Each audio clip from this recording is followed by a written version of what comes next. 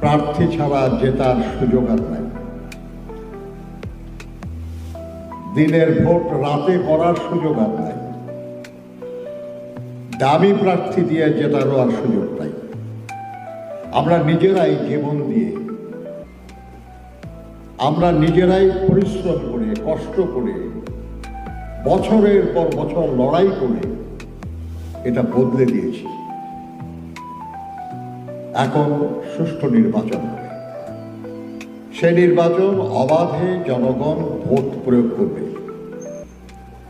তাদেরকে কনভিন্স করে, তাদেরকে রাজি খুশি করে আমাদেরকে বিজয়ী হতে হবে।